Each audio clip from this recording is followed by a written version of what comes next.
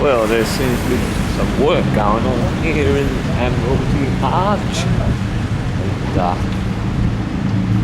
It wasn't like this last time I was here, so there's a lot of work going on in construction in London, so we'll have to go around the other way.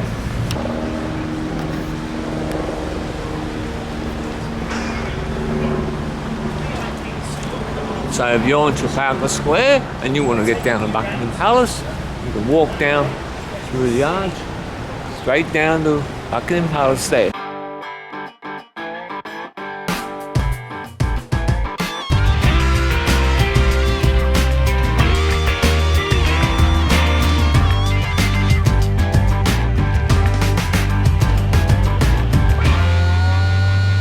See, they have covered it in ivy to sort of soften the harsh, brutalistic look of this building.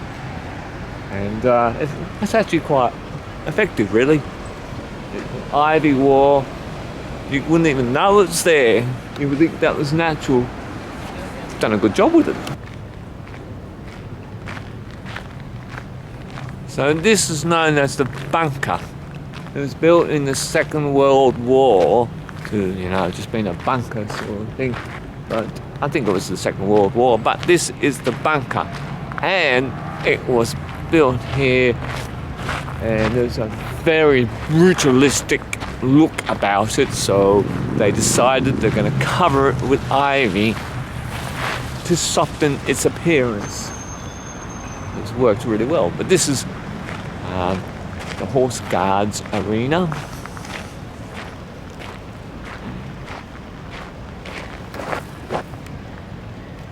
Where the trooping of the colour, when the Queen, they parade before the Queen, this is where it is done, and this is where it's held.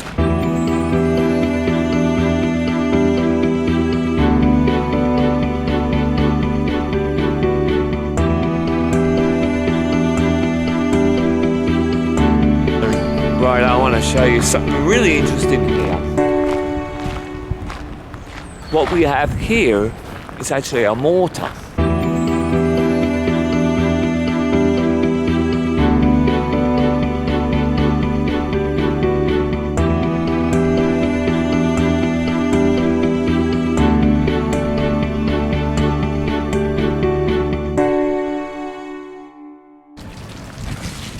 Actually commemorates the raging of the siege of Cadiz and the consequences of the glorious victory gained by the Duke of Wellington over the French near Salamanca basically in the 18th century. Mortar cast for the destruction of the great port, with powers suppressing all others and abandoned by the besiegers on the retreat, was presented as a token of respect and gratitude by the Spanish nation to His Royal Highness and Prince Regent. So this was a mortar that was used by the besiegers who they were besieging the city, and that's in the Spanish wars of the early 18th century.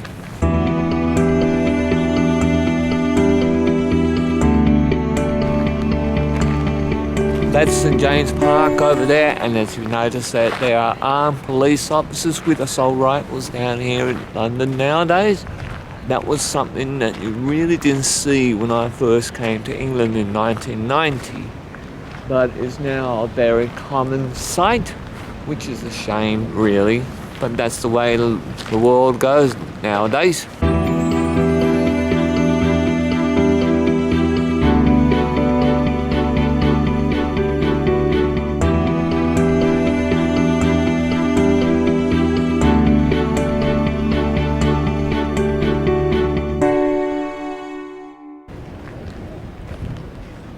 This is a Turkish gun, artillery piece,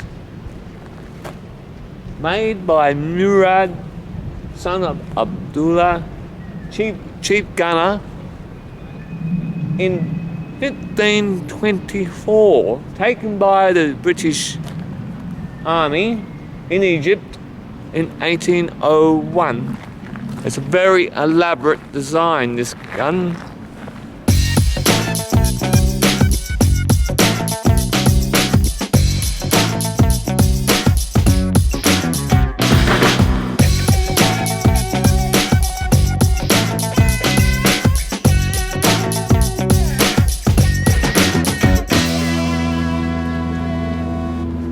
I say the gun carriage itself would have been made by the British Army, and the gun, this here,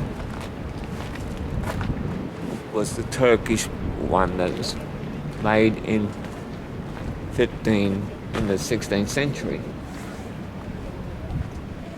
So the gun carriage itself was built and designed here in England, because it says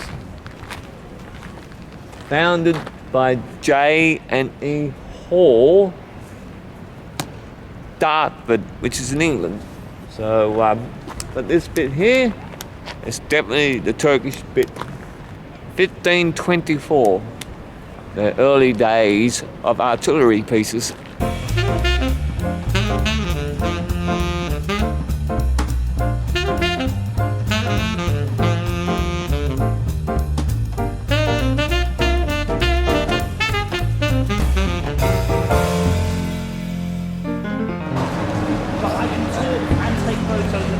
Yep, that's the guardsman there, on guard, and it's very elaborate uniform.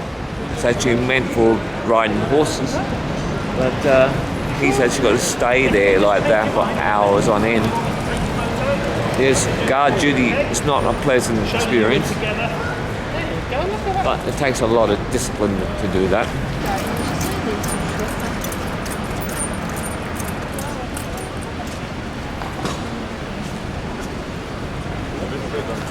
Talk about a beautiful horse. And that is a well polished uniform too. The brass and everything, the silver. She's doing a great job now. They now got women in the guards. Brilliant.